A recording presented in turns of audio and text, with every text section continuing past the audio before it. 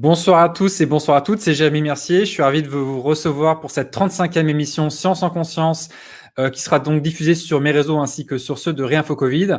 Et donc cette 35e émission Science en conscience va avoir pour sujet Antoine Béchamp, une approche globale du vivant. Vous allez voir, ça va déménager et ce sera avec Brigitte Faux, mon invitée. Je vous retrouve juste après le générique. À tout de suite.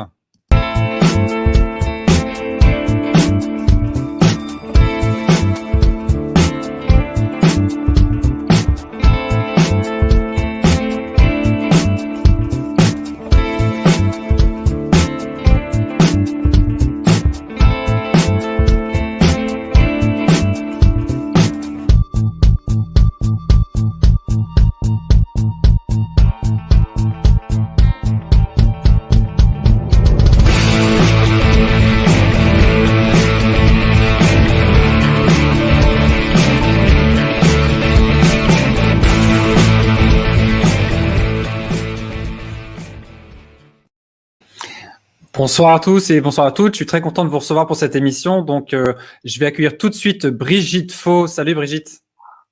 Salut Jérémy, bonsoir tout le monde. Et merci beaucoup Brigitte d'avoir répondu à mon invitation pour faire cette synthèse des travaux d'Antoine Béchamp. Tu es une passionnée et tu as fait un travail remarquable sur le sujet. Donc Antoine Béchamp, on va réintroduire qui est ce scientifique du 19e siècle.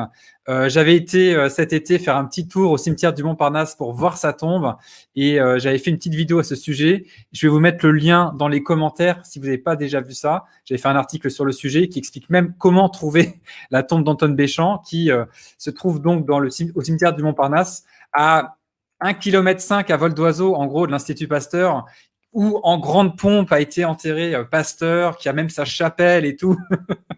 et donc, c'est assez amusant de voir que finalement, la tombe du grand biologiste Antoine Béchamp a été plutôt pas trop entretenue là depuis à peu près combien de temps? Il est mort en 1908, il me semble, donc 115 ans, disons. Et donc, aujourd'hui, on va remettre un peu à l'honneur les travaux d'Antoine Béchamp et Brigitte Faux a fait un gros travail sur le sujet. Donc, merci beaucoup à toi. Qu'est-ce qui t'a amené à Béchamp? Comment tu es arrivé à ce travail-là? Comment à t'intéresser à Béchamp? La notion de terrain auquel je me suis vraiment intéressée à partir du moment où j'ai arrêté de travailler et je me suis intéressée à la santé. Et donc, voilà, la notion de terrain et surtout, c'est le professeur André Fougerousse, lorsqu'il a fait des lettres ouvertes en 2017, il disait qu'il fallait faire refaire les travaux d'Antoine Béchamp et de Jules Tissot par des universitaires indépendants. Et je me suis dit, il y a quelque chose à creuser. Donc, j'ai immédiatement acheté le livre. Le livre d'Antoine Béchamp qui fait plus de 1000 pages. Donc, était comme ça. Non, moi, je ne l'ai pas là sous la main. Et donc, je me suis plongée dedans. Je me suis plongée dedans et ça a été tellement une découverte bouleversante que j'en ai fait un condensé sous forme d'extrait de manière à pas déformer. Sous forme d'extrait, comme ce condensé va servir pour la suite pour ceux qui seront intéressés. Il est téléchargeable sur mon site. Ouais. Voilà, ce condensé sous forme d'extrait. Je vais mettre le lien dans les commentaires, du coup, vers ton site internet avec le condensé qu'on peut télécharger, parce qu'en plus de ça, tu l'as fait non seulement en français, mais également en anglais. Hein, donc, tu as vraiment bossé là-dessus. et puis j'ai mis, il y a des liens, si on veut remonter au livre, il est présent sur Internet à la Bibliothèque nationale de France. Et donc, j'ai mis des liens vers les pages si on veut aller plus loin, c'est-à-dire que ce sont des extraits, mais on a à tout moment accès aux pages du livre de la Bibliothèque nationale pour aller plus loin dans le sujet. Et le livre s'appelle Les Microzymas et il est sorti en 1883. 1883. Exactement. Voilà. Ok, très bien. Bon, merci pour cette petite introduction. Tu peux nous rappeler juste qui était le professeur André Fougerousse? Ou qui est toujours, il est toujours en vie, hein, n'est-ce pas? Mais bien sûr, et il est même en train de suivre, je pense. Donc, il a été… Mais oui, tout à fait. Il était à l'université de Strasbourg, doyen à l'université de Strasbourg. Donc, bon, il a une dizaine d'années de plus que moi, mais bon, tout va bien pour lui. Enfin, j'espère, là, tout va bien pour lui. Ok, bon, on salue donc le professeur André Fougeroux, qui nous regarde peut-être alors. Ok. Ok, super. Et ben, du coup, je te propose de commencer ta présentation. Je pense que tu as la main sur la diapositive. Confirme-moi que c'est bon. Oui, c'est bon. Ok, c'est bon, parfait. Tout à fait. Okay. Alors, bien, ben déjà, je voudrais vous dire que cette présentation va être très, très dense. Parce qu'on présente une théorie, et une théorie, c'est une succession de faits constatés, de faits scientifiques. Et donc, il va falloir aborder chacun de ces faits. Et il va vous falloir un peu de patience afin de bien sentir les choses. Et c'est probablement sur la fin que vous comprendrez la cohérence et le lien qui mène à cette théorie.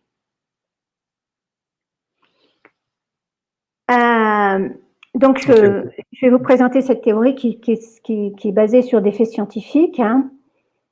Je vais vous montrer, dans un premier temps, faire un lien avec les technologies modernes pour vous faire comprendre à quel point le vivant est essentiel et que c'est quelque chose avec les nouvelles technologies, au lieu d'utiliser en permanence la microscopie électronique qui représente, qui nous montre, qui nous permet d'observer des choses qui sont mortes, figées par la fixation. Tu peux lancer, Jérémy, la vidéo sur la adipocyte cell. Ah, ok, alors attends 2 secondes. On va voir comment. Donc, je vais partager l'écran. Juste une petite seconde, qu'on fasse ça proprement. Ok. Non, c'est pas ça. Mode cinéma, ok. Et donc, je vais partager la vidéo. Donc, présenter. On va y arriver. Hein. Onglet brave. Et donc, c'est la première, c'est préadipocyte, hein, c'est bien ça là? C'est ça, oui, celle-ci. Ok. Ok. Et donc là, on va lancer cette vidéo. Voilà, allez-y. C'est bon, vous voyez là, je pense. Hein? Non, on ne voit pas la vidéo. Non, vous voyez pas? Alors donc, elle n'a pas été partagée. J'y recommence. Hop, ajouter à diffusion. Là, ça sera mieux. Et je vais la mettre en grand pour qu'on voit ça correctement. Donc, voilà. Et donc, je vais mettre en mode lecture. Vas-y. Vas-y. Je peux faire, hein? Non, toi, tu peux faire? Je peux faire quoi? C'est en mode lecture, là, non? Non, c'est pas en mode lecture, là. Bah, ça devrait. Ça devrait. Ça devrait. Et si ça ne l'est pas, c'est que... Alors, attends. Ah non, je ne suis pas sur la bonne vidéo, c'est pour ça, tout simplement. Alors, on va y arriver, hein, excusez-moi. Hop. Je ne suis pas sur la bonne. Voilà, c'est bon. Là, je suis sur la bonne, je pense. Allez, c'est reparti. Ça marche, là? Ah, voilà. Okay, voilà. C'est parfait. Alors, imaginez un petit peu ce que vous voyez là, c'est une cellule. C'est une cellule préadipocyte, donc une cellule graisseuse. Vous avez au milieu le noyau avec l'ADN. Et ce que vous avez autour, c'est ce qu'on appelle le réseau mitochondrial. Donc, voilà, on relance. Et ce réseau mitochondrial, si vous l'observez, qu'est-ce que vous voyez? La vie. La vie, c'est la question. La question que je veux vous poser, est-ce que lorsque vous observez cette cellule, vous observez une succession de réactions chimiques? Pas du tout. Ce que vous voyez, c'est la vie que vous voyez. Ce qui se passe, c'est que les scientifiques actuellement travaillent sur les réactions chimiques. Ils ont fait un travail fabuleux. Ils ont analysé le métabolisme. Ils connaissent toutes les réactions chimiques qui se produisent dans l'organisme, mais ils ont perdu cette notion du vivant à l'intérieur et sans doute qu'ils ignorent ce vivant à l'intérieur d'une cellule. Pour un scientifique, ce qu'il voit là, il voit une succession de réactions chimiques. il ne voit pas la vie dans la cellule. Ce que je vais vous exposer aujourd'hui, ce soir, c'est la vie à l'intérieur des organismes vivants. Et des cellules en particulier. Hein. Okay. Et des cellules en particulier. Ça marche. OK. C'est bon? On repasse à la présentation du coup? OK, parfait. Ah ouais. Donc, je m'excuse, je suis un peu perturbée parce que je vois personne et j'ai pas l'impression. Ah oui, bah, c'est normal. J'ai pas l'habitude. Okay. Je vais rentrer dans le. Hop, voilà. OK, donc c'est parti pour cette présentation. Antoine Béchamp, une vision globale du vivant. Alors, n'oublions pas que c'est les travaux d'Antoine Béchamp que je vous présente, hein, de manière tout à fait pragmatique. Hein. Donc, je voulais vous présenter cette cellule vivante pour bien que vous compreniez que ce vivant, nous, il est bien présent et Antoine Béchamp l'avait découvert. Voilà. La découverte des microzymas, c'est la clé de cette théorie globale du vivant d'Antoine Béchamp. Et ça a été le point de départ de 30 années de recherche qui aboutissent à une vision globale du vivant qui est très, très différente de celle qu'on connaît et qui englobe vraiment toutes les matières vivantes. Parce que ces petits microzymas, qui sont donc des petits organismes, des nano-organismes, ce sont des organismes vivants. Ce sont des petits ferments, mais je les appelle des ferments de vie, qui sont à la base de toute matière vivante, de tout organisme vivant. À tel point que sans ces microzymas, il n'y aurait pas de matière vivante. C'est un élément indispensable. C'est un élément sans lequel aucune matière ne peut être vivante. Donc, comprendre le vivant dans sa globalité, dans toute sa cohérence, je vais vous présenter dans un premier temps la théorie d'Antoine Béchamp. Donc, tous ces aspects, les uns après les autres, qui, reliés les uns aux autres, vont mener à cette fabuleuse théorie qu'il a découverte. Et derrière, nous ferons le lien avec la science contemporaine parce que petit à petit, les scientifiques redécouvrent les microzymas, mais sans le savoir, puisqu'ils ne connaissent pas les microzymas, ils ne connaissent pas les travaux d'Antoine Béchamp.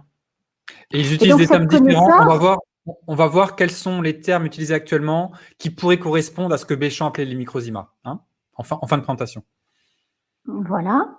Et puis, surtout, cette présentation pourrait être très utile justement aux scientifiques et leur fera gagner du temps.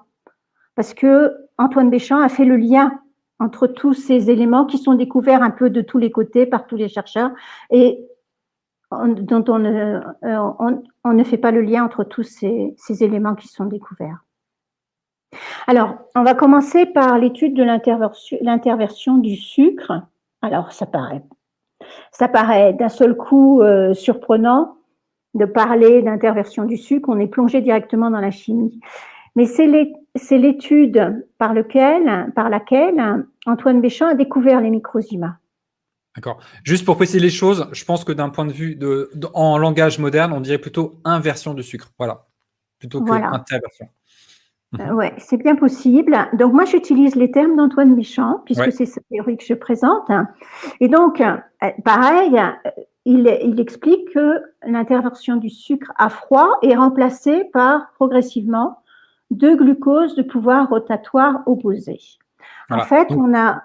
Oui, vas-y, Jérémy, toi qui as une formation en chimie. Ouais, bon, c'est un peu ancien, hein, mais je pense que du coup, c'est l'inversion du sucre. Qui n'est pas faite à froid habituellement, parce que quand on fait ça en chimie, on n'utilise pas de vivant, hein, mais du coup, c'est en milieu acide et ça va inverser dans le sens où on va avoir du saccharose en solution qui va être décomposé en un glucose et un fructose, et le fructose a un pouvoir, tu vas en parler juste après, rotatoire différent du sucre, c'est-à-dire que quand on fait passer la lumière polarisée à travers, ça fait tourner non pas à droite mais à gauche ou le contraire, je ne sais plus, et c'est pour ça qu'on parle d'inversion du sucre et qu'on a du sucre inverti quand il y a eu cette réaction d'inversion. Voilà. Ouais, d'ailleurs, c'est c'est quelque chose qui serait à creuser, hein. C'est quelque chose encore qui m'interpelle, le fait que le seul fait d'inverser un pouvoir rotatoire va rendre assimilable un sucre. Ah, oui. Donc, en fait, la question que se posait Antoine Béchamp, il se disait, lui, il sait qu'il n'y a pas de transformation chimique sans cause provocatrice. Il se posait toujours des questions, il allait toujours au bout du questionnement. Et donc, il ne comprenait pas pourquoi, à froid, on avait cette interversion. Donc, il a cherché à savoir quelle est la cause de cette interversion à froid. Donc, il faut savoir que le sucre est pur, hein, au moment de cette expérience, hein. Et donc, il ne trouve aucune matière albuminoïde, comme il dit, aucune protéine. Et quand cette intervention a lieu, il découvre qu'il y a des protéines dans ce mélange. Et il s'aperçoit qu'en réalité, il y a des moisissures. Et cette intervention n'a lieu que lorsqu'il y a des moisissures ou lorsqu'il y a, quand il n'y a pas de moisissures, une poussière très fine qu'il a trouvée, qu'il a analysée. Et il s'est rendu compte que cette petite poussière contenait des matières albuminoïdes et qu'elle était capable, elle aussi, d'intervertir le sucre. Voilà. Et c'est sa première découverte. Il les a appelés des petits corps. C'est sa première découverte des microzymas. Donc en 1854. Hein. Exactement, 1854. Et donc, il est allé plus loin dans son analyse. Il s'est dit, qu'est-ce qui produit exactement cette intervention? Il a trouvé une substance solide qui était produite par les moisissures ou par les petits corps. Et cette substance soluble, elle s'est trouvée être active, capable, seule, isolée, de faire cette intervention du sucre. Et en fait, il découvrait les enzymes. Alors, il n'est pas le premier à avoir découvert les enzymes. Il y avait en 1833 un chercheur qui avait découvert la diastase. Voilà. Mais par la suite, Antoine Béchamp a découvert que les ferments produisaient de manière systématique des enzymes qu'il appelait zymases. Voilà. Donc, n'oublions pas qu'on s'intéresse à nos petits corps, qui sont les microzymas. Il s'est rendu compte que c'était les microzymas, les petits corps qui étaient à l'origine des moisissures. Et que ces petits corps étaient déposés par l'air ambiant. Voilà, ce sont ces petits corps qu'il a appelés plus tard microzymas. Voilà. Et comme ces petits corps, ces petits organismes vivants sont en réalité des ferments. Et l'interversion du sucre est la première étape de la fermentation alcoolique. Donc, on va parler de fermentation. Alors, ça peut paraître archaïque de parler de fermentation, de parler de ferment, mais ça ne l'est pas du tout. Et vous allez voir que ça va nous permettre d'avoir au contraire une approche globale, un recul sur tout un tas de réactions chimiques, sachant que finalement, notre métabolisme et toutes les réactions chimiques qui se produisent à l'intérieur des organismes vivants sont des fermentations en fait. Et donc, nécessitent un ferment. Voilà pourquoi s'intéresser à la fermentation.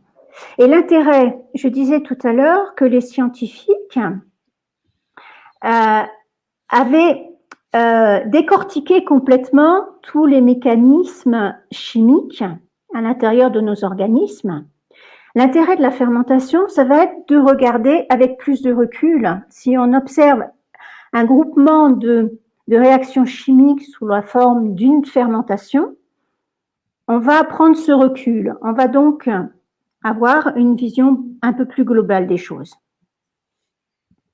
Et surtout, la compréhension du fait que une fermentation, des transformations chimiques profondes ne peuvent être réalisées que par des ferments, selon Antoine Béchamp. Finalement, la fermentation, ce sont des transformations chimiques profondes. Et les moisissures et les petits corps sont des ferments.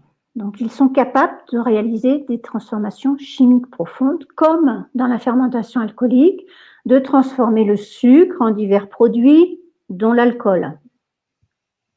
Donc, zyme signifie ferment. Alors bon, on va dire en grec, c'est plus précisément, c'est levain, mais le sens de zyme, c'est la signification dans microzyma ou même dans enzyme ou dans zymase, c'est cette notion de ferment qui intervient. Mmh. Et Antoine Béchamp donc, avait une théorie de la fermentation qui est très complète en soi. Pour lui, se produit en deux phases. Dans un premier temps, le ferment produit donc cette substance active qui va adapter le milieu qui l'environne. Là, ça va être le sucre, par exemple, dans le cadre de la fermentation alcoolique, de manière à le rendre assimilable. Et dans un deuxième temps, le ferment va se nourrir de ce sucre, il va l'assimiler, le digérer et le désassimiler, autrement dit éliminer. Et l'alcool et les autres produits de la fermentation sont en fait des déchets de cet acte physiologique de nutrition. Voilà, donc vous y repenserez en buvant votre petit verre de vin. Voilà. Et donc, Antoine Béchamp a distingué le ferment soluble, celui qu'il était capable d'isoler justement du fait de sa solubilité, l'azymase, du ferment insoluble qu'il a produit, qui lui est un petit organisme vivant, organisé et vivant. Donc, c'est les moisissures, les microzymas, la levure, mais on verra que tous les micro-organismes sont des ferments. La notion d'organisation est quelque chose d'important. Il n'y a pas d'exception, tout ce qui vit est organisé, et tout ce qui est organisé est insoluble. Donc, en fait, c'est le fait de cette insolubilité qui lui a permis de distinguer le ferment soluble, l'azymase, du ferment vivant, organisé. Alors, il y a un point important, je vais passer un petit peu de temps là-dessus. Les choses iront plus vite par la suite. L'azymase ne peut produire la fermentation sans la présence du ferment organisé et vivant. C'est un point extrêmement important. Qu'est-ce que ça signifie? C'est que si on prend le sucre pur avec de l'eau pure et l'azymase, on peut attendre longtemps, on aura l'interversion du sucre, mais jamais on aura d'alcool. Mmh. Et ça, je le précise, c'est quelque chose à soulever. Il se trouve que les enzymologistes connaissent plutôt Edouard Buchner. Ils ne doivent pas connaître Antoine Béchamp, c'est quelqu'un dont on ne parle pas. Absolument. Et donc, Edouard Buchner, lui, a eu un prix Nobel en 1907. Et savez-vous pourquoi? Pour avoir réussi une fermentation alcoolique avec seulement l'enzyme.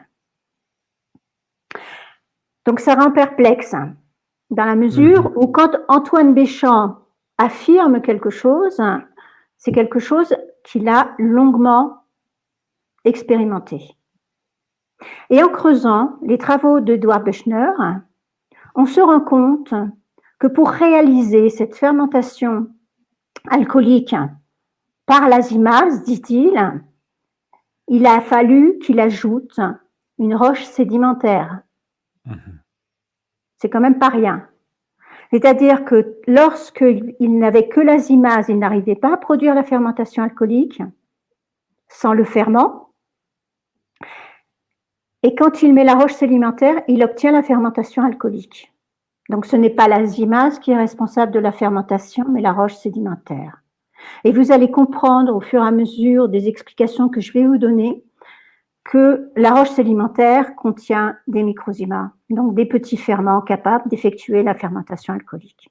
Et encore une fois, tout acte de fermentation, toute transformation chimique profonde ne peut être réalisée que par un petit organisme vivant.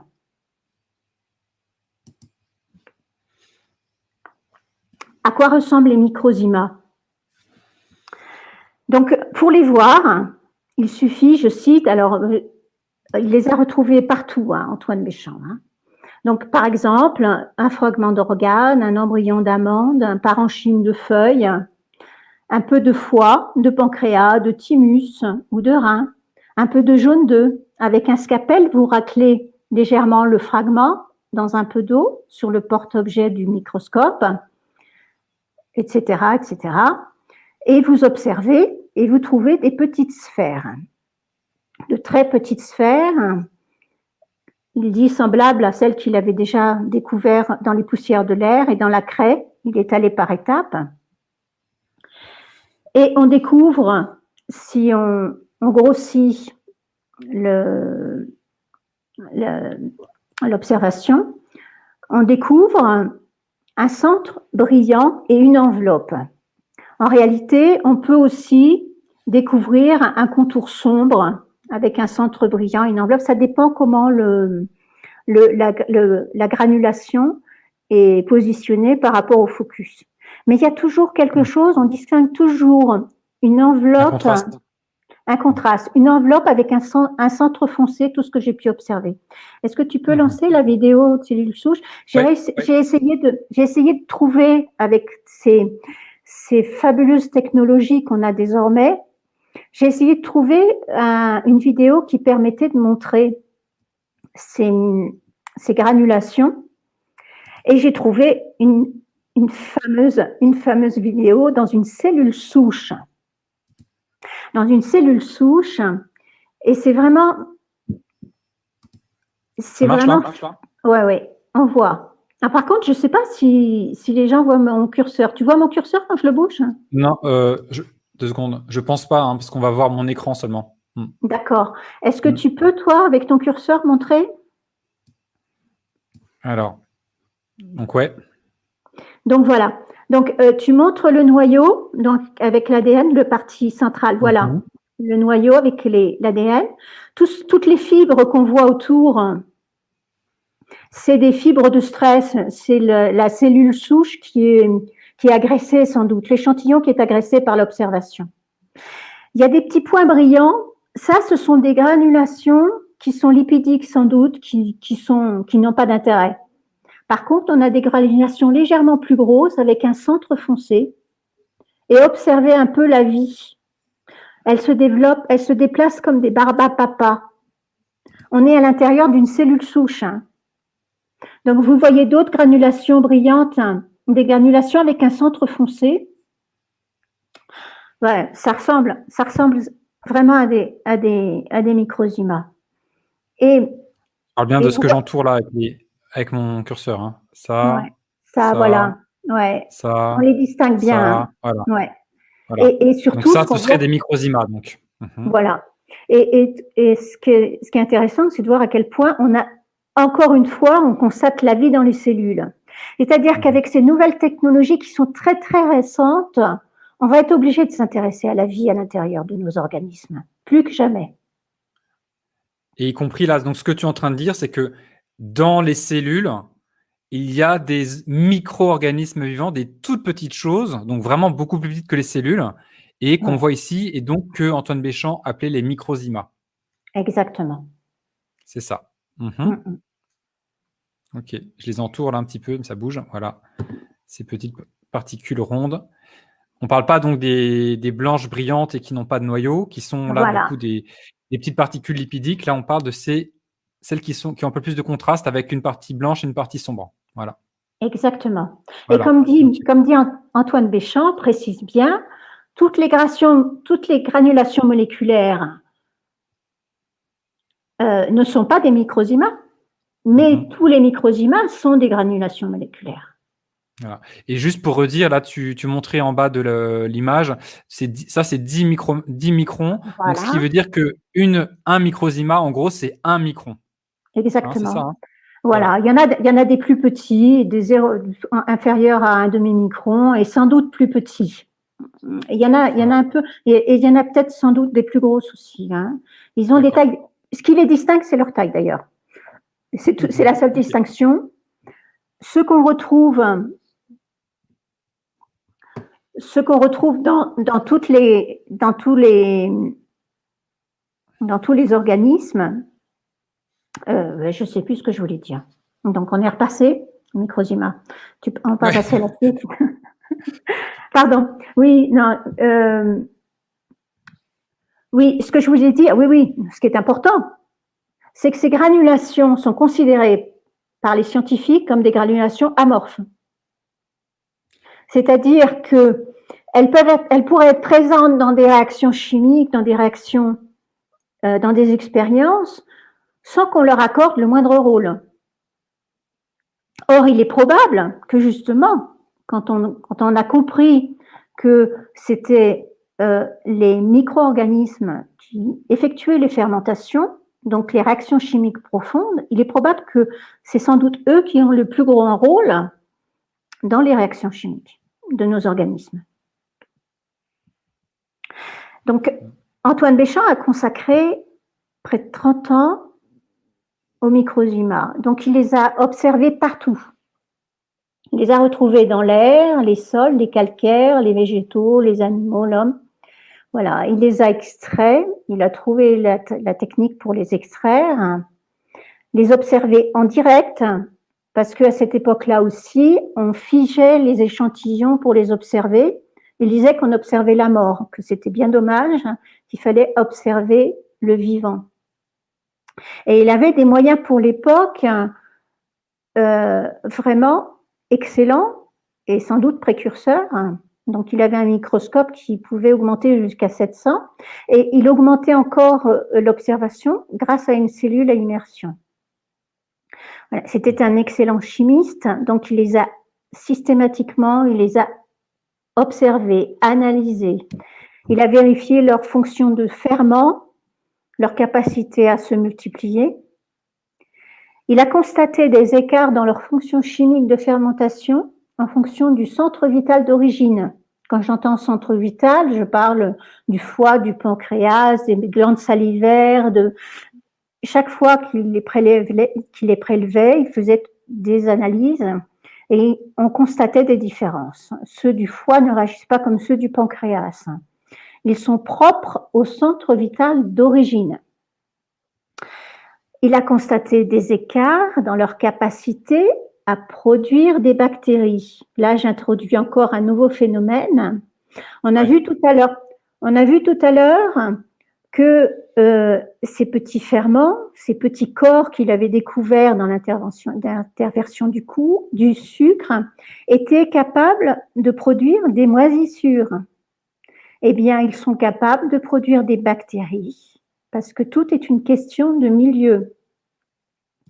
Donc, il a constaté que ces Microzima qu'il extrayait de différents centres vitaux ne produisaient pas tous de la même manière des bactéries. Si vous prenez par exemple un jaune d'œuf, le vitellus, vous aurez du mal à produire des bactéries.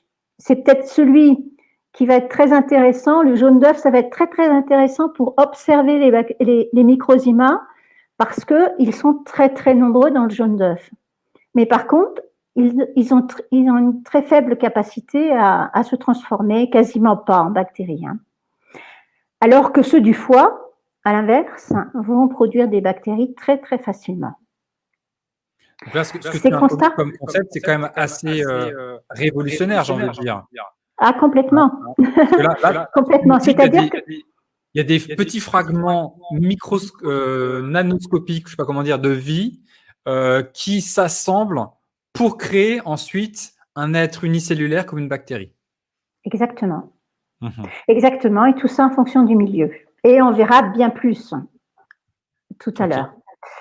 Et donc, il a constaté également des différences en fonction de l'âge, depuis l'embryon jusqu'à l'adulte. Et je précise que oui, toutes les expériences ont été faites par précaution à l'abri des germes de l'air, en utilisant toujours les mêmes proportions, les mêmes conditions.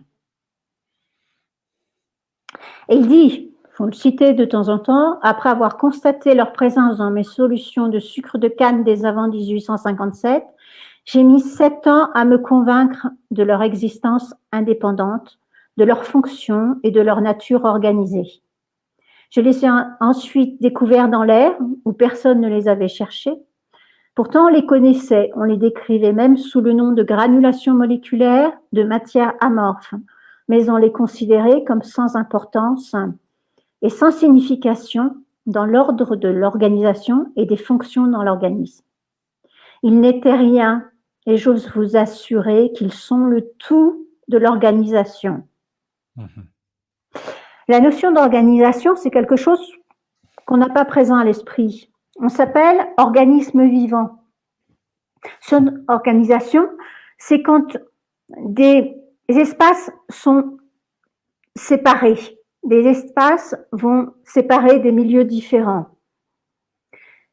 Si on mélange des milieux, on va perdre cette notion d'organisation. Et un organisme vivant est organisé. À partir du moment où l'organisation est perdue, l'organisme meurt. La mort, c'est une fin d'organisation quelque part, ou une désorganisation. Une désorganisation en tout cas, oui, ça c'est sûr. Ouais. La composition des microzymas, pour vous dire à quel point il a vraiment analysé en détail. Bon, il faut savoir qu'ils satisfont par leur composition à toutes les conditions de la vie. Ils contiennent dans les conditions physiologiques de l'eau à 80%. Ils contiennent carbone, hydrogène, oxygène, azote, minéraux. Pour vous dire, carbone, hydrogène, c'est les lipides, carbone, hydrogène, oxygène, c'est les glucides, carbone, hydrogène, oxygène, azote, ce sont les protéines, les acides nucléiques. Quoique, on ne connaissait pas les acides nucléiques à l'époque de Béchamp. Ah bon? Okay. Non, c'est beaucoup plus tard, les gènes ont été découverts. Donc, les minéraux. Donc, il les a analysés, on le voit, il a comparé leur composition à celle de la levure de bière. Donc, on voit qu'il a analysé les microzymas du pancréas, du foie, du jaune d'œuf. On retrouve des similitudes. Il est remonté dans l'ovule. Il a essayé de voir la formation de l'œuf dans l'ovaire de la poule. Voilà. Donc, ouais, c'est intéressant en soi. Et puis, ce qui est intéressant de voir, par exemple, pour les amandes douces, on trouve effectivement beaucoup de minéraux dans les microzymas des amandes douces. Les bactéries du pancréas, élevées dans la gélatine, ça suppose qu'il a extrait les microzymas du pancréas et les a fait évoluer en bactéries. On a vu précédemment qu'il a étudié l'évolution en bactéries des microzymas qu'il prélevait sur des différents centres vitaux. Donc, rien que ce tableau nous montre déjà une somme de travail et d'expérience incroyable. Donc oui, l'oxygène n'est pas indiqué là, on fait 100% moins les carbones, hydrogène et l'azote. Voilà. Le microzyma et la cellule. Jusque-là, on a parlé.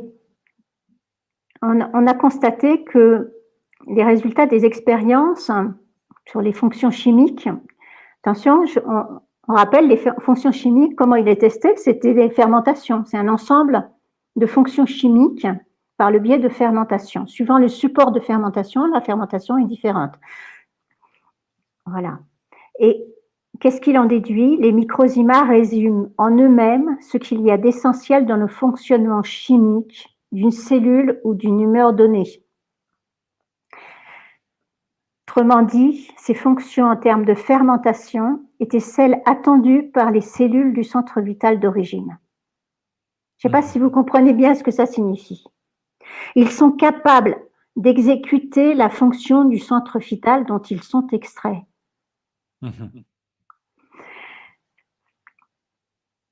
Et pour lui, pour Antoine Béchamp, pour lui, la cellule, c'est un abri que se fabriquent les microzymas de manière à préserver le milieu dans lequel ils vont pouvoir réaliser leurs fonctions. D'accord. Donc, en fait, la cellule, c'est un espace réservé pour que les microzymas aient un milieu propice à leur développement et à leur fonction correcte, disons. C'est ça? Exactement. Ils gèrent les flux entrants et sortants afin de maintenir l'équilibre du milieu pour exécuter leurs fonctions. Et on verra l'importance du milieu un petit peu plus tard. À quel point il est important de préserver ce milieu qui est propre au centre vital et propre à la fonction à réaliser. On constate que les microzymas sont permanents, alors que les cellules ne sont que transitoires, et que la destruction d'une cellule fait apparaître ces microzymas d'origine. Vous aurez l'occasion, je vous montrerai un peu plus tard, une petite vidéo que j'ai trouvée encore dans les technologies récentes, une petite vidéo où c'est la destruction d'une bactérie qui fait apparaître ces microzymas d'origine, et on le voit clairement sur la vidéo. Et Antoine Béchamp dit « Ces conférences ont pour objet de démontrer que l'unité vitale, irréductible, physiologiquement indestructible dont la cellule même est formée n'est autre que le microzyma. Il est la forme vivante réduite à sa plus simple expression, ayant la vie en soi, sans laquelle la vie ne se manifeste nulle part. Bref, le microzyma est l'unité vivante percée en soi, et c'est ce qui ne peut pas être affirmé de la cellule. » L'importance du milieu, justement, ce milieu qui est préservé dans la cellule. Il y a autant de milieux que de fonctions. C'est le milieu qui va déterminer la fonction. Les mêmes microzymas, en fonction du milieu, formeront différentes cellules ou différentes bactéries et autres micro-organismes. Tout est une question de milieu. Et l'apparition des bactéries exclut la formation des cellules proprement dites et réciproquement. Alors, 2 secondes. Ça veut dire que quand on est dans un être vivant, s'il y a des bactéries qui apparaissent, c'est-à-dire qu'il y a une compétition et que les microzymas ne pourront pas, dans ce milieu-là, produire des cellules de l'être vivant en question. C'est ça que ça veut dire? C'est sûr. C'est sûr. C'est-à-dire que le milieu, à partir du moment où des bactéries apparaissent, ça veut dire que c'est un milieu dans lequel les cellules ne peuvent pas apparaître. D'accord. Alors, quand on connaît la bioélectronique, Vincent, on a une idée des différents terrains et des différents milieux qui vont favoriser tel ou tel micro-organisme. Et les milieux sains qui vont favoriser les développements des cellules. Donc là, il y a quelques images, ce sont des dessins à l'époque de Béchamp. On n'avait pas d'appareil photo, on n'avait pas de film, il fallait dessiner tout ce qu'on observait au microscope. Et donc là, on voit par exemple la formation de microzymas, de bactéries, donc à partir de microzymas qui s'associent par 2, puis par 3, puis qui s'associent qui petit à petit s'accouplent et forment des... Oui, bon, là, pour l'instant, on n'a pas encore, on commence à voir apparaître, non, on a surtout des microzymas les uns accrochés les uns aux autres. Et petit à petit, on voit apparaître des bactéries, donc Bacterium thermo, les différents états. Tu parles bien de l'image de gauche, hein, où on voit plein de petits points et certains points qui se regroupent ensemble, c'est ça? Voilà. Et ça, tous les points sont des microzymas, et quand ils se regroupent, ça va ensuite former autre chose. Voilà. En l'occurrence, là, ça va former des bactéries. Okay. Donc là, ces différentes figures, ces différentes étapes de formation des bactéries. Et là, petit à petit, les bactéries se forment au fur et à mesure. Donc, on a des bactéries articulées, des bactéries à tête ou à point brillant.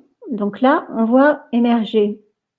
Et ça me fait penser aux travaux de Tissot, qui lui observait surtout ce type de bactéries dans la cellule. Et pour lui, à l'intérieur de la cellule, c'était un réseau bactérien avec des bactéries de ce type. Et toi, tu dis qu'en fait, ce ne sont pas des bactéries, mais plutôt des réseaux de microzymas, c'est ça? En fait, dans la cellule, ça va dépendre. Ça va dépendre, je sais pas. En fait, il faudrait savoir un petit peu. Faudrait approfondir le sujet pour savoir dans les cellules. On a vu tout à l'heure dans la cellule souche, la première vidéo qu'on a vue, la cellule souche, on voyait clairement des microzymas.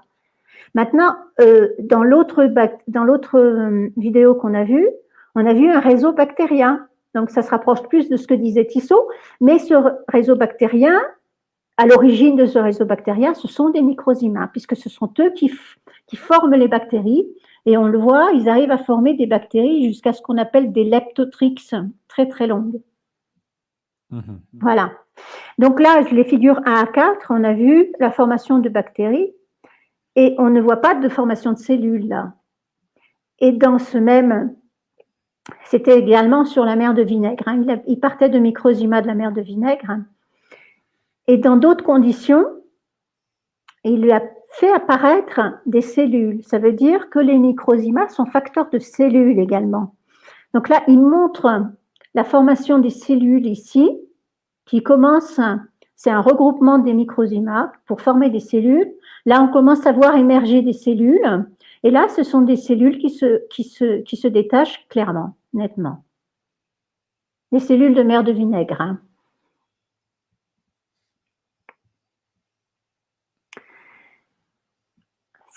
Ça change déjà beaucoup de choses pour tout le monde, hein, je pense. Hein. Pour ceux qui ne sont pas au courant, de savoir qu'il y a un petit ferment de vie qui est à l'origine des micro-organismes, aussi bien des moisissures, des bactéries, et aussi des cellules, ça fait réfléchir.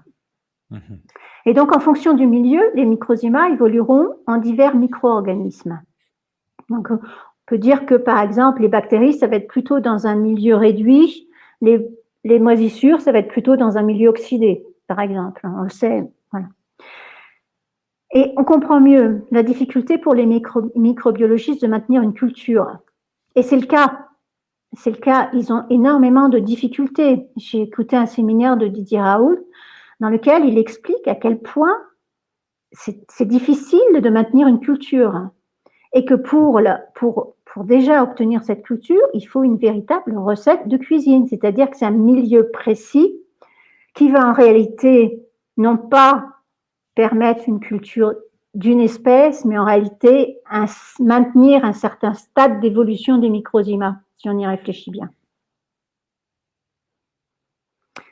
Et en plus, oui, c'est d'autant plus difficile à maintenir que le milieu évolue sans cesse. Ces petits ferments, ces petits micro-organismes, ces ferments, vont assimiler des assimilés, et donc le milieu va se transformer au fur et à mesure des assimilations. Antoine Béchamp se plaint, on les prend pour des parasites dont on fait des genres et des espèces. C'est le monomorphisme, c'est-à-dire qu'on a décrété qu'il y avait des espèces de micro-organismes, alors qu'en réalité, ce sont des évolutions de microzymas qui sont propres à un organisme vivant, c'est-à-dire qui sont propres à un individu. C'est ce qu'on appelle peut-être plus précisément encore, qui sont propres au terrain en question de l'individu. Qui sont propres même au centre vital de l'individu. Oui, ok. Donc, les espèces sont en réalité des stades d'évolution des microzymas en fonction du milieu, c'est le polymorphisme microbien. Et Jules Tissot, c'était dans les années 1940, hein, lui, il avait la microscopie électronique à cette époque-là, et il s'est intéressé aussi à la vie en nous. J'ai démontré, dit-il, de la façon la plus formelle, que les cultures bactériennes se transforment en hyphomycètes, c'est-à-dire en moisissures, quand on les met dans des conditions favorables à cette transformation. Le phénomène inverse se réalise également. Et il suffit pour un microbiologiste de mettre des antibiotiques qui sont oxydés, acides oxydés sur des bactéries. S'il patiente, les bactéries vont redevenir microzima et se transformer progressivement en moisissures. Parce que le milieu des antibiotiques va favoriser les moisissures.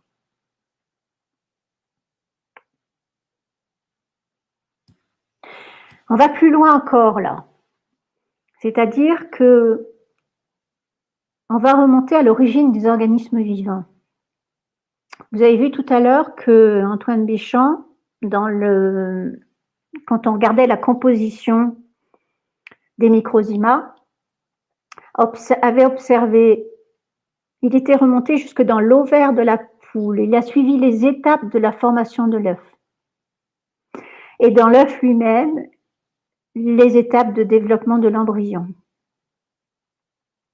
Et ce qu'il constate, c'est que au tout début de la formation de l'œuf, ce qu'on a, ce sont les microzymas. Ils sont donc au début de la formation d'un organisme vivant. Les microzymas, dit-il, sont à la racine même de l'organisation. Sans eux, pas d'organisation et pas de matière vivante. Donc, les scientifiques, eux, pensent qu'au-delà de la cellule, il n'y a rien d'organisé. On l'a vu, les microzymas sont organisés, vivants. Par contre, il y a dans la théorie cellulaire quelque chose qu'il faut retenir. Laissez-moi vous dire, dit Béchamp, qu'il y a dans sa composition quelque chose, dans sa conception, pardon, quelque chose de profondément philosophique qu'il faut retenir, c'est la notion que ce qui est vivant provient de ce qu'il est déjà. Mais la cellule n'est pas ce qui est vivant per se, elle est au contraire quelque chose d'essentiellement provisoire. Il montre que l'unité vitale permanente à l'origine de tout organisme vivant est le microzyma, seul présent au début de la formation de l'œuf.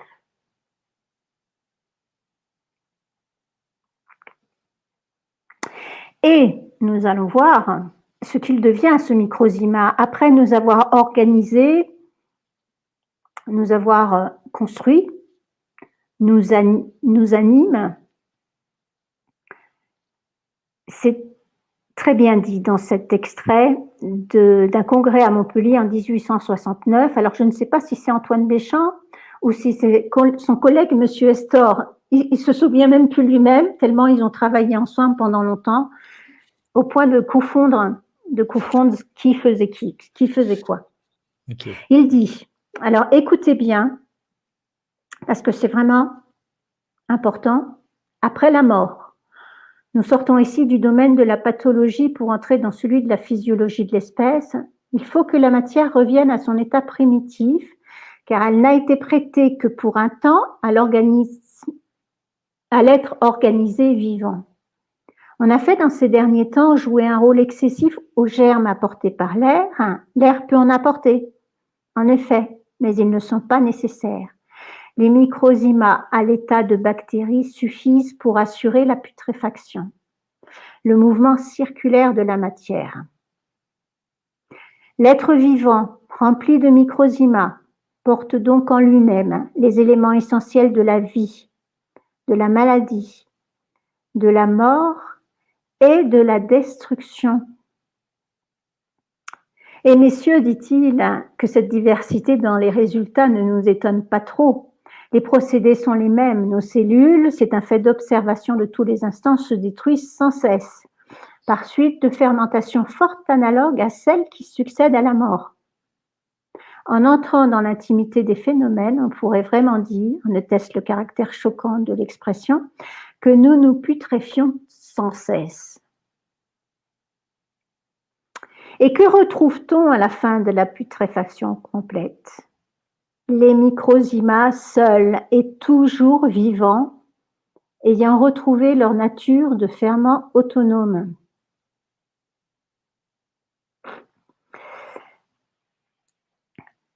Une expérience de destruction mécanique de la levure fait apparaître ces microzymas. La mort physiologique d'une cellule donne naissance aux microzymas qui l'ont constituée. Les microzymas, on l'a vu tout à l'heure, sont à l'origine de tout organisme vivant, mais ils sont aussi à la fin de tout organisme vivant. Ils sont permanents dans cet organisme.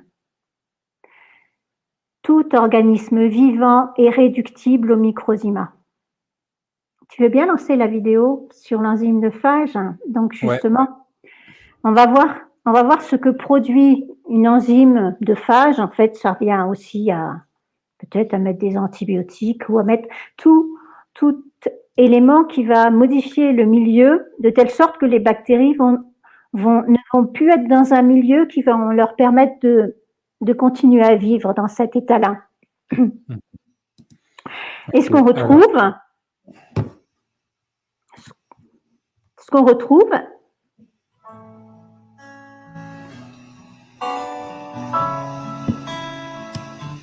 voilà, vous voyez les bactéries? Elles explosent carrément. En fait, elles ont été fabriquées par les microzymas. On retrouve derrière les petites granulations. On trouve ces petites granulations qui étaient à l'origine des bactéries. Les scientifiques commencent à s'y intéresser. Je me disais, mais quand est-ce qu'ils vont s'y intéresser? Et j'ai vu que, je ne sais plus si en échangeant avec quelqu'un sur Twitter, il va peut-être se reconnaître, qui m'a parlé des spores des bactéries qu'on commençait à analyser. Et ces spores, donc qui sont les restes des bactéries, sont considérés comme un état dormant de la bactérie. C'est-à-dire, pour l'instant, on est en train de redécouvrir ça, mais voilà, on pense que c'est un stade dormant de la bactérie. On n'a pas compris que c'était ce qui était à l'origine de la bactérie encore. C'est pour ça qu'il est vraiment essentiel que les scientifiques découvrent les travaux de Béchamp. On peut revenir sur le slide. Ok. C'est-à-dire que ce qu'on appelle des spores de bactéries, ce serait en fait des microzymas qui après s'assemblent pour faire des bactéries. C'est bien ça? Voilà, si ces microzymas, tu les mets dans un milieu qui va être oxydé, ils vont faire plutôt des moisissures. Si tu les mets dans un milieu favorable à des cellules, ils vont peut-être former des cellules, ce qui est peut-être un peu plus compliqué. Eh bien, si vous avez bien suivi, vous comprendrez que les microzymas qu'on retrouve dans l'air, le sol, les calcaires, les roches sédimentaires, si vous vous souvenez de cette roche rajoutée dans le milieu par Edward Buchner, ce qu'on retrouve partout, donc, ce sont les restes des organismes vivants, animaux et végétaux qui ont retrouvé leur autonomie. Et même ces microzymas pourraient être immortels, c'est difficile de savoir, mais apparemment on en retrouve qui pourraient être très très anciens. Ils sont détruits par la chaleur, aux alentours de 100 degrés, éventuellement certains à partir de 60 degrés et d'autres peuvent tenir jusqu'à 400 degrés. Ils ne perdent rien de leur propriété, de leur vivacité après des traitements particulièrement agressifs. Par exemple, pour extraire les microzymas du pancréas, il les a découverts dans une gangue de graisse et il leur a fait subir des traitements et derrière, il les a retrouvés tout aussi vivaces et avec leurs propriétés spécifiques du pancréas. Ils peuvent rester longtemps à l'état de ferment dormant et se réactivent quand les conditions sont favorables. Moi, je me pose la question, est-ce qu'ils conservent les informations de leur origine? Parce que si vous avez bien compris, ils proviennent peut-être d'un végétal, d'un organisme animal, d'un organisme humain, puisqu'on rejette sans cesse des microzymas finalement dans l'atmosphère. Est-ce qu'il y a des gènes qui pourraient porter l'identité de l'origine et du centre vital d'origine? Elle m'interroge là-dessus, je suis assez curieuse de savoir. Ils ont une grande capacité d'adaptation et sans doute un rôle important de nettoyeur en fermentant les déchets organiques et en les ramenant à leur état minéral. Et on prend conscience qu'ils prennent Ils agissent ainsi à une grande échelle en rétablissant sans cesse un équilibre entre les différents règnes à l'échelle planétaire. Et je vous conseille à ce sujet le livre de Lynn Margulis, L'univers bactériel, qui est vraiment très très intéressant concernant cet équilibre. Quoique Lynn Margulis ne connaissait pas les travaux de Béchamp manifestement, mais elle avait compris l'importance et le rôle des bactéries dans cet équilibre. Oui, forcément, se pose la question, les états de santé ou de maladie. Ben justement, le professeur André Fougerous, que je salue, j'espère qu'il va bien là. Les microbes rencontrés dans nos maladies sont produits par le terrain déséquilibré du malade. Et c'est un bon résumé. Il y a un exemple simple d'une plante gelée que Antoine Béchamp avait remarqué au fil d'une promenade. Dans une promenade, il avait remarqué, il a cherché à analyser ce qui se passait à l'intérieur de la plante. Donc, il a vu qu'au niveau, la peau c'était une plante grasse, hein, la peau était intacte. En ouvrant à l'intérieur, il a vu que dans les parties gelées, il y avait des bactéries. Dans les parties saines, il y avait des microzymas. Et dans les parties intermédiaires, il y avait des microzymas et des étapes de formation des bactéries. Et pourquoi? Que font ces bactéries? Elles ne sont pas la cause de la maladie, c'est le froid qui a rendu la plante malade. La maladie, c'est un déséquilibre qui empêche les microzymas de remplir leurs fonctions correctement. La maladie est en nous et vient de nous, dit Antoine Béchamp, mais l'origine du déséquilibre, elle, peut être externe. En effet, oui, on a pas mal de perturbations et externes peut-être aussi psychologiques beaucoup, hein. Le stress. Selon Antoine Béchamp, alors ce qu'il pense aussi, alors là c'est au conditionnel, mais il a de bonnes raisons de le penser, c'est que des microzymas étrangers ne se développeraient pas dans nos organismes, même en forçant les barrières naturelles, hein, par des injections. Par contre, il pourrait provoquer un déséquilibre auquel les microzymas internes réagiraient ou pas. D'ailleurs, la maladie induite n'est pas forcément la même quand il y a maladie induite. Les microbes sont en réalité des ferments, ce ne sont pas des parasites, ils ne sont pas pathogènes. Ils pourraient être morbides selon lui, mais perdant très vite leur morbidité. C'est-à-dire, morbide, ça veut dire malade, prélevé sur un individu malade. Quand on l'injecte à un autre individu, on peut provoquer la maladie. Mais ils perdent très vite cette morbidité, c'est-à-dire que dans l'atmosphère, ils vont très vite retrouver leur nature de ferment autonome. Donc, peut-il y avoir de contagion? Ce n'est pas exclu. Dans cette courte phase de morbidité, peuvent-ils provoquer cette dyscrasie interne sans inoculation? En fait, toutes les expériences sur des personnes saines ont été infructueuses.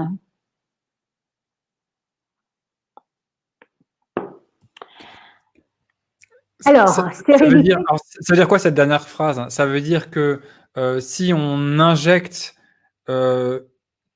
des fluides malades à quelqu'un, on peut quand même lui transmettre la maladie peut-être, mais si ça passe par voie atmosphérique, en gros, les microbes, entre guillemets, qui sont des assemblages de microzymas, perdraient de leur propriété et ne seraient plus vecteurs d'une maladie, c'est ça, en gros? Tout à fait. Ok. Tout à fait. C'est-à-dire que ils ne sont pas pathogènes, hein, il le dit clairement. Ce ne sont pas des parasites. Et c'est seulement dans cette courte phase de morbidité, mais il insiste bien sur le fait qu'ils perdent très très vite leur morbidité. C'est-à-dire que pour vraiment être contaminé, en fait, c'est probablement assez exceptionnel. Donc, bon, Sommes-nous stériles?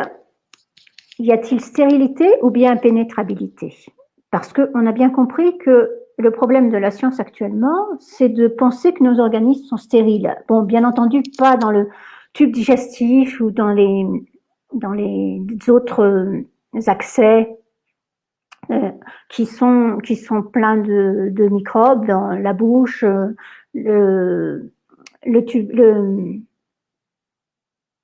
l'intestin, digestif, le microbiote intestinal, voilà.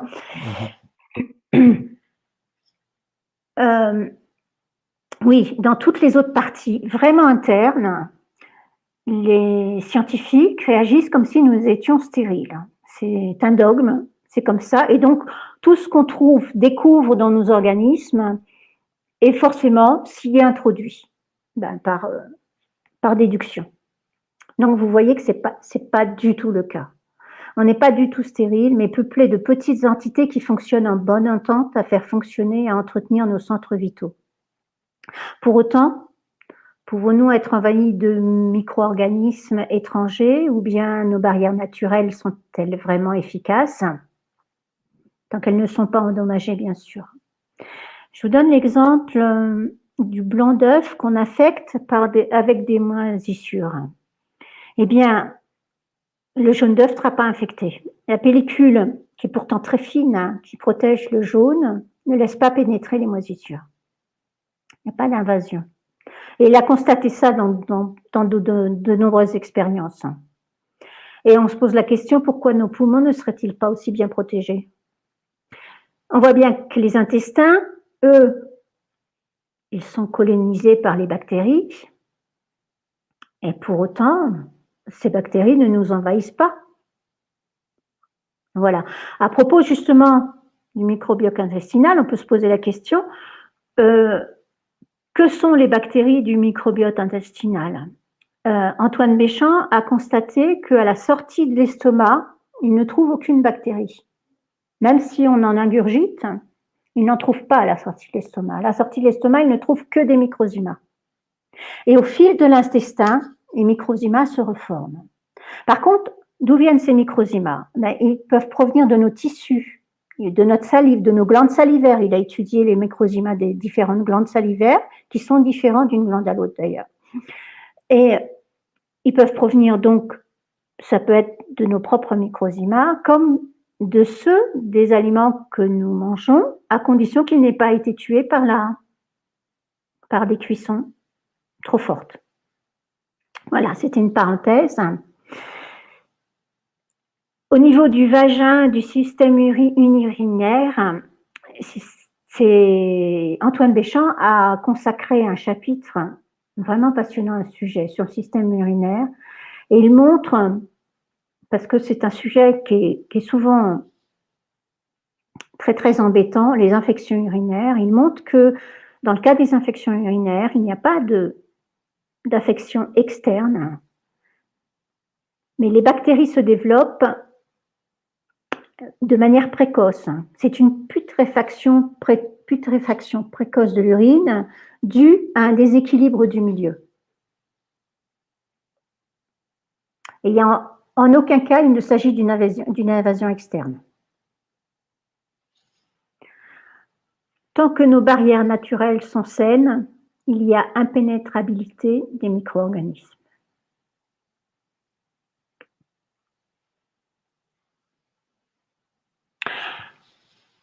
Après passer par toutes ces étapes, j'aurais pu en mettre plein d'autres pour détailler la théorie de l'organisation et de la vie qui ressort. C'est ainsi que l'appelle Antoine Béchamp et c'est un véritable changement de paradigme, je pense que vous l'avez bien compris. Je vous la résume. Donc les microbes que l'on prend à tort pour des parasites sont en réalité des ferments. Ces ferments et les cellules ont la même origine. Un ferment de vie, le microzyma, transmis par descendance, présent au début et en fin de tout organisme vivant, animal ou végétal, sans lequel il ne peut y avoir de matière vivante. Ils sont propres à un organisme vivant et même au centre vital d'origine ayant acquis leur spécificité au cours de leur maturation.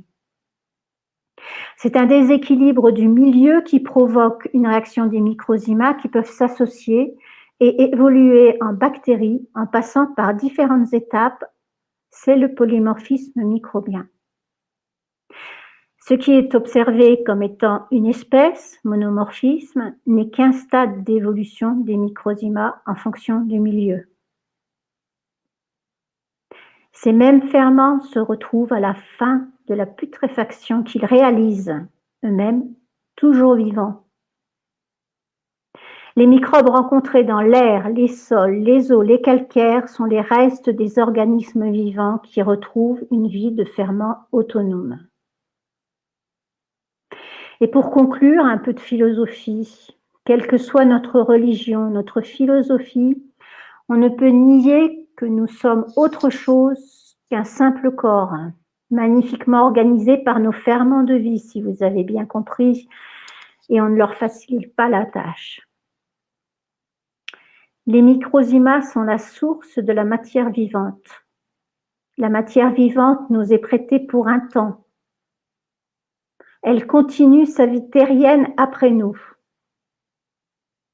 Rien n'est la proie de la mort, tout est la proie de la vie, dit Antoine Béchamp. Eh bien, ça c'est une sacrée conclusion. Et ça veut dire quelque part que la vie qui transite par nous, par le biais de ces microzymas, elle est éternelle, à moins d'être chauffée à plus de 100 degrés, quoi. En gros, c'est ça? Exactement. Exactement. Ça pose la question, est-ce qu'on doit s'incinérer ou pas? Donc voilà. Ok. Et je ne sais pas si j'aimerais reposer cette question pour bien comprendre. Est-ce qu'on peut dire que les microzymas vont quelque part se reproduire? Est-ce qu'un microzyma peut donner plusieurs microzymas? Ou est-ce qu'il y a un stock limité de microzymas? Comment tu vois les choses? Ah ben, déjà, pour le développement d'un organisme vivant, dans l'ovaire de la poule, il y a les microzymas qui fabriquent des globules vitellins dans lesquels ils se multiplient. Mais ils vont se multiplier. Alors ensuite, lorsqu'ils vont se retrouver dans un milieu favorable, peut-être qu'ils vont se multiplier. Je crois qu'il y a beaucoup de choses là, je ne sais pas précisément si lorsqu'ils ont retrouvé leur vie autonome, ils vont continuer à se multiplier ou pas. Est-ce qu'ils conservent aussi les informations de leur origine? Ok, ouais. Donc il y a quand même pas mal de questions encore sur les microzymas. Mais en tout cas, l'intérêt de cette présentation, c'est de susciter justement l'intérêt des scientifiques, des personnes animées d'un esprit scientifique pour aller voir ce qu'il en est réellement. Qu'est-ce que c'est que ces microzymas? Est-ce qu'il n'y a pas des choses aujourd'hui, justement, c'est peut-être sur ça qu'on va revenir, est-ce qu'il n'y a pas des choses aujourd'hui qui ont un autre nom, mais qui en fait seraient des microzymas, justement? Et après, quelles sont les propriétés de ces microzymas, notamment ce que tu disais, est-ce qu'ils peuvent se multiplier selon le milieu? Quel type de milieu?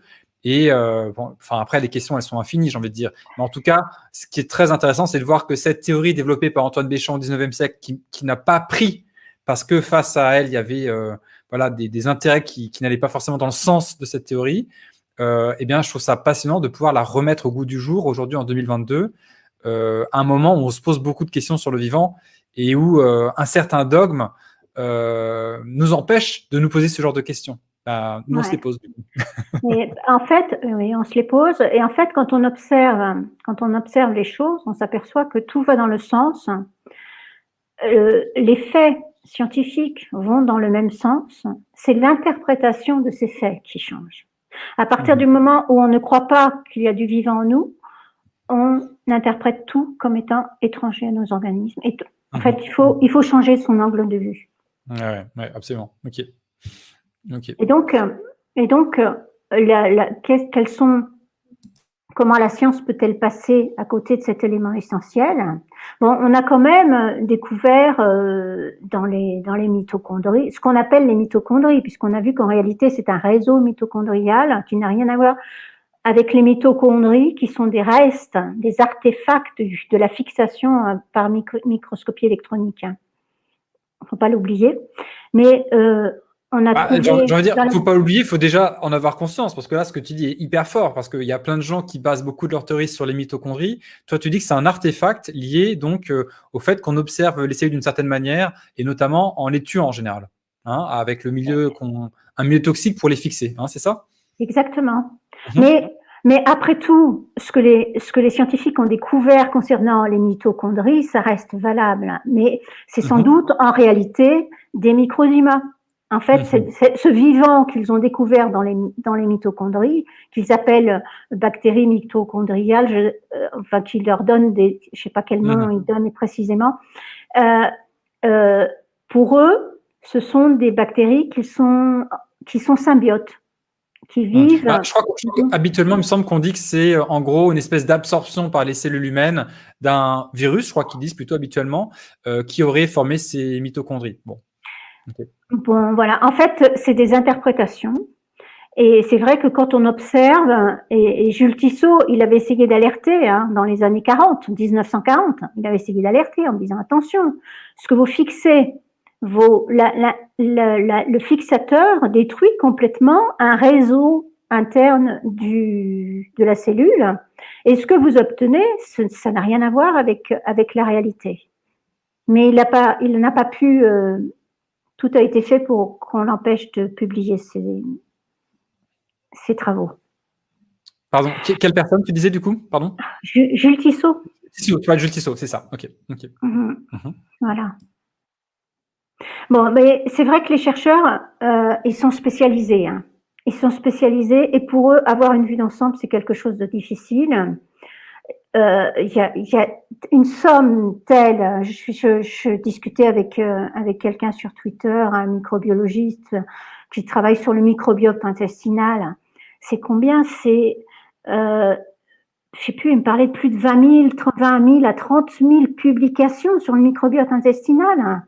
Mais c'est de la folie. Comment arriver à prendre le recul? Comment arriver à essayer d'observer les choses autrement dans ces conditions-là? Et pourtant, donc, les scientifiques sont bel et bien en train de redécouvrir le microzyma. Donc, on a entendu parler des nanobes.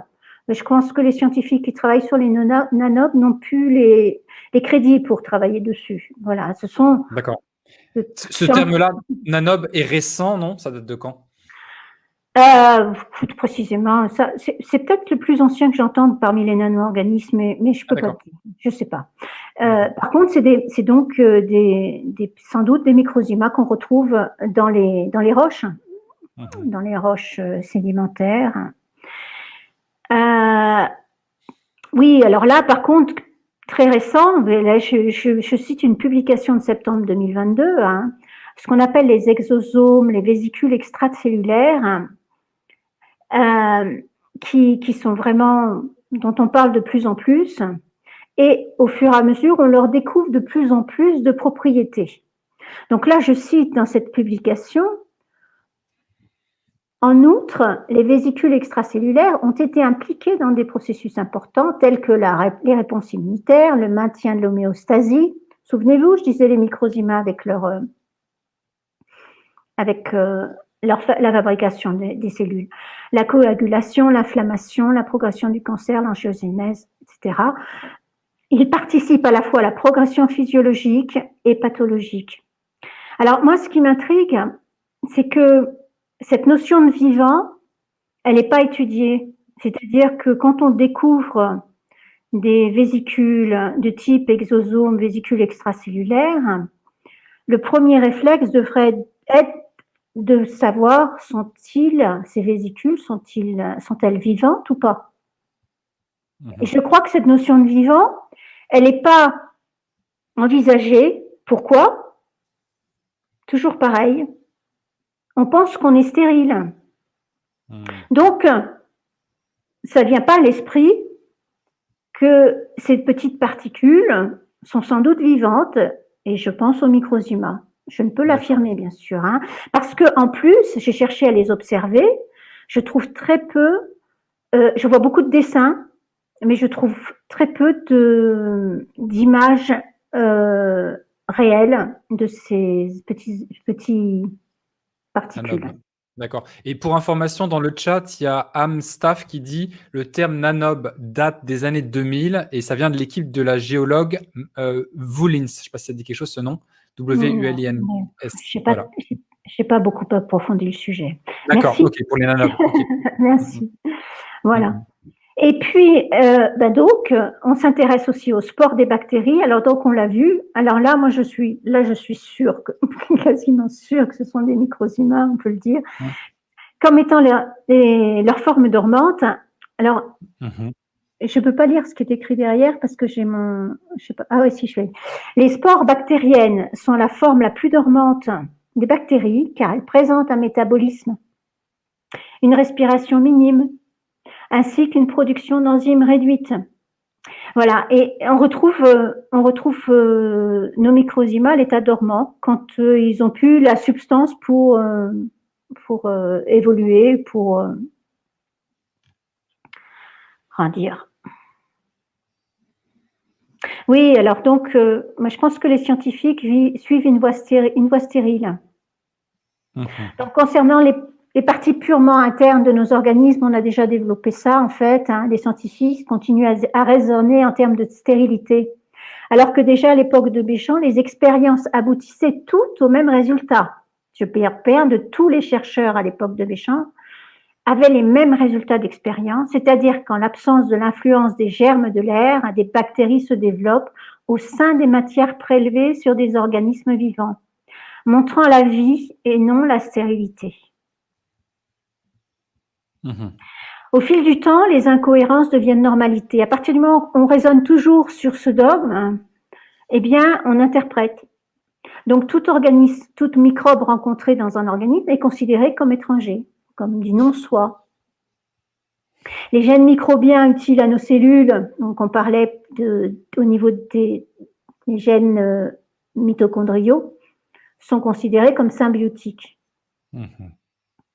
Parce qu'on ne peut pas imaginer que ça puisse être du soi. La découverte récente d'un microbiome interne aurait dû interpeller, oui, on a découvert un microbiome interne, un virome interne dans les organismes sains. Eh bien, on continue à raisonner sous le même angle en s'interrogeant comment ce microbiome s'est-il introduit. Et on a bien du mal parce qu'on le retrouve même à l'origine dans le nourrisson, dès le début, dès la naissance. Donc, on pense que c'est la mère qui a... Oui, mais pas dans la façon dont on l'entend. Autrement dit, il ne peut être soi selon le raisonnement ancré. La causalité d'un microbe dans une maladie est admise et même c'est la première cause recherchée. Alors et c'est là que les incohérences sont devenues tellement normales que en fait, il n'y a plus rien de cohérent. Les personnes malades n'en portent pas le gène. D'autres sans symptômes le portent. Les gènes sont systématiquement différents d'un malade à l'autre. On ne retrouve jamais, c'est la première question que j'ai posée après avoir lu Béchamp, c'est d'essayer de me dire, mais s'il y a contagion, on doit retrouver le même gène d'un malade à l'autre. Eh bien non, on ne le retrouve jamais. Jamais ce n'est le même gène. Alors que si ce gène, on le met en culture, on va retrouver le même gène dans la culture. C'est une culture stable. Et comment on interprète? Il faut interpréter. Donc, si c'est des virus, on va dire qu'ils sont particulièrement mutables. Si ce sont des bactéries et que les gènes sont différents, eh bien, on va dire que c'est un transfert horizontal. C'est un peu fort, hein?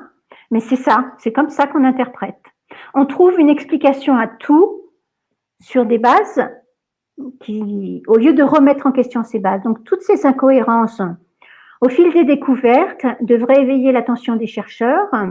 À l'inverse, ils s'y habituent et les consensus deviennent normalité. Donc, la science n'est plus que ce consensus. On ne s'appuie plus sur des faits.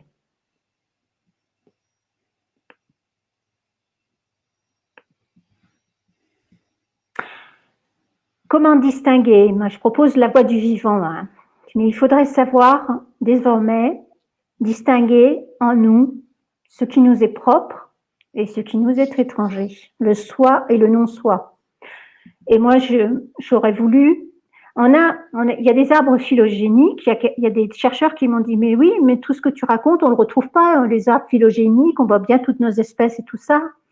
Mais imaginez les bases de gènes microbiens qui ne cessent de grossir puisqu'on ne retrouve jamais les mêmes. Ces bases de gènes microbiens, qu'est-ce qu'elles contiennent? Elles contiennent des gènes qui ont été prélevés sur des individus différents ou dans la nature. Qu'est-ce que ça donnerait si on observait, si on tentait de faire un arbre phylogénique des gènes retrouvés sur un même individu? D'abord, est-ce réalisable? C'est pas sûr. Parce que je crois que ce qu'on retrouve essentiellement, c'est des fragments de gènes qui sont reconstitués par ordinateur. Donc, je ne sais pas si c'est possible, mais en tout cas, voilà. Est-ce que ces gènes pourraient porter la marque d'identité de l'individu et celle du centre vital d'origine? Voilà, ça, ce sont des questions que je me pose et que je pose aux scientifiques s'il leur venait à l'idée de s'intéresser au sujet. Voilà, cette théorie cohérente dans sa globalité, s'appuyant sur une démarche solide, pourrait-elle enfin permettre à la science de s'engager vers une nouvelle voie, celle du vivant dans sa compréhension globale? Je le souhaite et j'espère que cette transmission éveillera des scientifiques et leur donnera envie d'approfondir le sujet. C'est l'objectif que je me suis fixé en faisant cette présentation. Et je vous remercie pour votre écoute. Merci à toi, merci beaucoup. Alors, je m'entends dans l'écho, bon, c'est pas grave. Attends, je vais couper ton son. Ouais, voilà, c'est de ton côté qu'il y a de l'écho, donc voilà, je viens de couper le son. En tout cas, c'est hyper intéressant, ça nous fait voir les choses d'une façon complètement différente. Je pense que si un biologiste moderne, entre guillemets, repartait sur ces bases-là de compréhension du vivant qu'il observe, je pense qu'il aurait beaucoup de choses hyper intéressantes à nous dire après, donc ça serait vraiment génial d'avoir ce retour. Et j'en profite pour faire passer un message du coup qui est vraiment tout à fait en phase avec ce que tu viens de dire, de édition Hello Goodbye là. Peut-on dire que le micro... Ah non, pardon, c'était pas celui que je vais montrer. Il est bien aussi, mais c'est pas celui que je vais montrer. Alors, je retrouve... Je vais remonter dessus. Voilà. Par rapport à la contagiosité, c'est ça, voilà. On n'attrape pas les maladies de quelqu'un d'autre. Voilà, la contamination. J'ai parlé de contamination il y a pas longtemps avec Pierre de la chaîne d'Éco et ça a fait beaucoup réagir. Mais n'empêche que si on repart de la thèse de Béchamp, on se rend compte que finalement l'histoire de contagion ne marche pas parce que les micro-organismes en nous viennent de nous. C'est notre, ça vient de nos propres microzymas et ça n'est pas lié à des microzymas qui viendraient d'ailleurs. Hein, donc ça change complètement la vision de la maladie. Et voilà, donc j'aimerais avoir ton retour dessous. Là-dessus, je vais te redonner le son. Ah pardon, c'est bon. Voilà. Vas-y, c'est bon. Eh bien, mon retour, c'est en fait, tout est une question de milieu. Donc, en fait, tout est une question d'équilibre. Et c'est vrai que Pierre expliquait que deux personnes qui sont malades sont en fait malades en même temps parce qu'elles sont dans un même environnement, qu'elles subissent le même stress ou qu'elles ont... Et que, voilà, mais c'est peu probablement, il l'a constaté d'un point de vue statistique, lui, en tant que statisticien, que il y avait une simultanéité dans la maladie, mais pas une propagation. Mais c'est tout... En fait, c'est une question de milieu, si notre milieu est déséquilibré. Donc, quand les gens tombent malades l'hiver, on l'a vu pour le froid, pour la plante gelée, la formation des bactéries. Je précise que le foie, notre foie, il fonctionne à une température plus élevée que le reste du corps. C'est quand même l'usine qui élimine les toxines. Le foie fonctionne à 40 degrés. Donc, on imagine bien que quand il fait froid, on a plus de mal à faire fonctionner notre foie. Et toutes ces humeurs qui ressortent, c'est un nettoyage du foie, c'est une surcharge du foie qui se traduit en différents mucus, etc. Voilà. Okay. Mais tout est une question de milieu, tout. Et nos milieux, nos organismes, nos milieux, donc tous nos milieux, tiens, j'ai pensé quand on pense à la notion de milieu, Antoine Béchamp parlait de milieu, Claude Bernard, lui, parlait de terrain. La différence entre les deux, quand on parle de terrain, il faut être très, très vigilant. on va parler d'un terrain sain, on va parler d'un terrain maladif, mais quand on parle de terrain en termes physico-chimiques, il faut faire très très attention, c'est impossible. Parce qu'un terrain, c'est un ensemble de plein de milieux. Il suffit qu'un milieu soit déséquilibré pour que le reste se déséquilibre aussi, par le biais du sang, par le biais de transfert de déséquilibre. Mais voilà. Ok. En tout cas, ouais, ça nous fait vraiment revoir complètement différemment les notions donc de maladie, de contagion et le milieu aussi. C'est un thème qui est abordé. Tu l'as cité un moment par Louis-Claude Vincent, qui a créé ce qu'on appelle la bioélectronique Vincent et qui a toute une théorie pour expliquer comment certains milieux vont favoriser ou pas certains types de maladies. Ok. Et donc, je voulais revenir aussi sur une phrase peut-être. Pardon, vas-y. Et du coup, quand il parle, parce que il fait apparaître la notion de terrain, mais quand il parle d'un milieu, il parle du sang veineux. Louis-Claude Vincent, il parle d'un milieu précis. Quand on parle d'un terrain, je précise parce qu'il y a énormément d'erreurs à ce sujet, quand on parle d'un terrain acide, ça n'a pas de sens. Ce qui est acide, c'est l'urine et sans doute le milieu interstitiel, mais pas le sang ni le cytoplasme des cellules, qui, à l'inverse, sont probablement alcalins. De toute façon, le sang, on peut pas vivre avec un sang au-delà d'un certain pH. Enfin, c'est extrêmement précis. Et dès qu'on sort de ce pH-là, trop acide ou trop basique, c'est la mort assurée. Donc oui. Donc attention au terme qu'on utilise quand on parle effectivement de terrain acide. Exact. Même s'il y a derrière une réalité qui correspond à des particularités de l'acidité où elle se trouve dans le corps. Ok. Ok.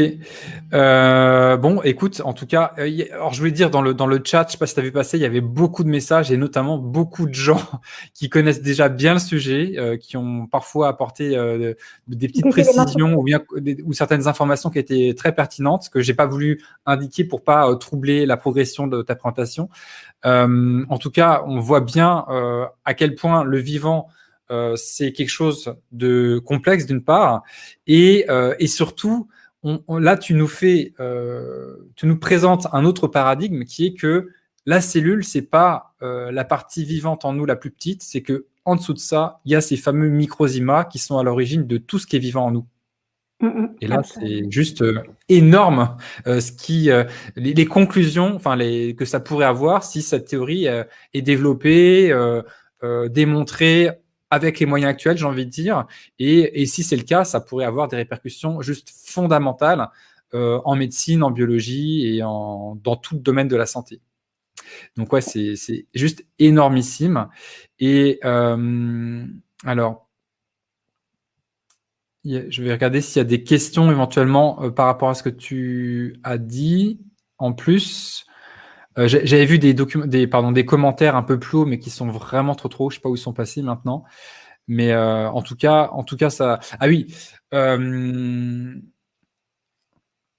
Alors, qu'est-ce qu'aujourd'hui donc tu as dit ce qu'on appelle ce que Béchamp appelait microzyma. A priori, c'est la même chose que nanobe. Vésicule extracellulaire. Hein? Oui, sans doute, mais j'ai pas la preuve que les vésicules extracellulaires et les exosomes sont forcément des microzymas, c'est ça? Ouais, mais je crois que j'ai oublié j'ai passé sur un slide. Il y avait quelque chose d'intéressant. J'ai oublié un slide. Avant, j'ai passé un peu vite et je reviens en arrière. Il y avait un slide. Oui, je parlais des informations concernant. Oui, le fait que à l'époque d'Antoine Béchamp, vous ne connaissez pas les gènes et que j'ai trouvé 2 publications intéressantes, mais c'est pas rien quand même ces publications-là, parce que il y en a une, elle montre l'auto-assemblage de l'ADN à partir des granules de Béchamp dans le vitellus. C'est-à-dire que les personnes qui ont fait cette étude connaissaient les travaux de Béchamp manifestement. Et donc, il faut savoir que le nouvel organisme qui est en train de se former, il va avoir des gènes différents de ceux de ses parents, même s'il en hérite. Et donc, cet ADN serait formé à partir des microzymas dans le vitellus. Voilà. Et une autre publication, c'est la détection de nano-organismes. Donc, c'est quelqu'un qui prévient donc des risques dans la détection de nano-organismes, parce qu'on a l'habitude de chercher des espèces. Alors, on s'aperçoit qu'ils porteraient des caractéristiques multiples, ce qui fait penser que les microzymas ont effectivement des gènes. Ils porteraient des caractéristiques de virus et de champignons et de prions et de bactéries. Et donc, en fait, on s'aperçoit qu'ils sont capables probablement de former tous ces micro-organismes si on observe ça du point de vue du polymorphisme microbien et la formation des micro-organismes par les microzymas. Donc voilà, c'est des publications qui peuvent être intéressantes, toujours pour les scientifiques qui s'intéresseraient au sujet. Ok. Ok. Ça serait peut-être bien qu'on ait d'ailleurs ta présentation sur un lien qu'on puisse partager. Enfin, je pense que moi, de toute façon, j'écrirai un article de blog pour partager ce que tu as présenté ce soir. Peut-être que tu feras aussi de ton côté sur ton blog. En tout cas, ça serait bien qu'on ait aussi ta présentation afin qu'on ait notamment les liens vers les sources que tu as indiquées et notamment ces derniers liens voilà, de publication qui sont voilà, assez récentes. Ok, parfait. Bon, en tout cas, bon, ça remet en question une grande partie de tout le récit qu'on a depuis 2 ans et demi en particulier. Et c'était l'occasion, je pense, de revenir sur cette approche de Béchamp, le paradigme des microzymas. Et j'espère que ça va susciter votre curiosité, ça va vous donner envie d'en savoir plus. Et peut-être que certains biologistes ou scientifiques vont avoir envie de se poser des questions suite à ce qu'on a présenté. Et que ça va ouvrir un débat qui n'existe pas aujourd'hui, en fait, qui est quasiment inexistant, en tout cas. Alors, en touchant très peu le sujet, il est forcément, depuis 2020, moi j'ai observé les choses sous cet angle-là. Mmh. Et je cite Didier Raoult, qui parlait dans un article de La Provence d'une étude qui a été réalisée en mars 2020 à l'IHU de Marseille. Immédiatement, ils ont analysé les cas de 100 cas d'infection respiratoire grave. Mmh. Ils ont cherché chez ces personnes 20 virus et bactéries. Et dans 50 cas sur 100, ils n'ont rien retrouvé. Mmh. Et dans 50 autres cas, ils ont trouvé, alors c'est 19 virus qui sont plutôt endémiques. Mmh. Voilà, c'est tout. Je dis, okay. J'ai observé sous cet angle-là, j'ai trouvé. D'accord, ok. Bah, c'est vrai qu'une fois qu'on voit les choses sous un angle différent, on devient plus, on fait plus attention à ce qui passe et ce qui arrive et du coup, c'est super intéressant. Juste peut-être une dernière information encore de Amstaff qui mettait un message tout à l'heure. Donc, les microzymas se reproduiraient de manière sexuée d'après les conclusions de Philippa Uvins. Voilà. Alors, je ne sais pas, voilà, je pose ça là. Moi, je connais pas, hein, je pose ça là. Mais Amstaff a mis tout à l'heure des commentaires qui me paraissaient pertinents. Donc, voilà. Donc, ça demande, voilà, ça pose la question d'aller chercher un peu plus loin. D'où viennent ces microzymas? Comment ils se reproduisent, s'ils se reproduisent effectivement, de quelle manière, dans quel milieu, etc., etc. En tout cas, waouh, ça vient nous poser d'énormes questions.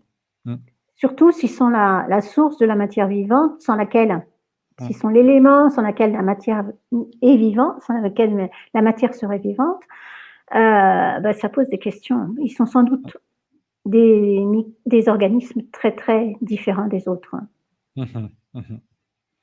Ok. Bon, en tout cas, merci beaucoup, Brigitte. Merci à tous d'avoir été là pour cette émission assez inhabituelle dans le sens où on a pris un peu de recul encore sur ce qu'on vit depuis 2 ans, mais là, beaucoup de recul, carrément, on est revenu 150 ans en arrière et parce qu'il y a encore plein de choses à découvrir qui ont été enfouies dans le passé et il me semble qu'il est bon de les faire ressortir maintenant et je l'espère, de changer le paradigme dans lequel on est, qui est pour moi voué à l'échec et qui atteint toutes ses limites aujourd'hui. Ça devient de plus en plus visible et donc faut repartir sur quelque chose de beaucoup plus scientifique. Et j'espère vraiment que cette présentation va vous donner envie, notamment scientifiques qui ont regardé l'émission ou qui vont la regarder plus tard, de faire des recherches sérieuses et qu'on avance dans cette compréhension. Merci beaucoup à toi, Brigitte. Tu as un dernier mot peut-être avant qu'on finisse? Je sais pas. La manière dont on présente les choses, c'est très très perturbant. Je savais, j'avais pas l'impression de m'adresser à quiconque parce qu'on a plein de ils sont donc, bien là dans le chat, ils nous voient. Je m'excuse d'avoir été parfois un peu perturbée par cet état de fait. D'accord. Voilà. Okay. Écoute, c'est un exercice particulier de parler à un écran comme ça. J'ai l'habitude, mais je comprends. Je comprends tout à fait. C'est très nouveau pour moi. Ok. En tout cas, merci beaucoup pour ta présentation. Et puis, si besoin, et c'est pas impossible qu'il y ait besoin, on reviendra ensemble sur d'autres émissions, d'autres vidéos, des précisions ou peut-être des compréhensions qu'on fera dans les semaines ou dans les mois qui vont venir, avec grand plaisir. Et moi, je vous retrouverai donc peut-être dans 2 semaines, mais c'est pas encore sûr, pour une prochaine émission. Donc, ce sera la 36e Science en Conscience. Et d'ici là, je vous dis bonne soirée et à très bientôt. Puis bonne réflexion avec tout ce qui vient de sortir dans cette émission avec Brigitte Faux. Merci beaucoup, Brigitte, à toi. Et donc, à très bientôt. Au revoir. Au revoir.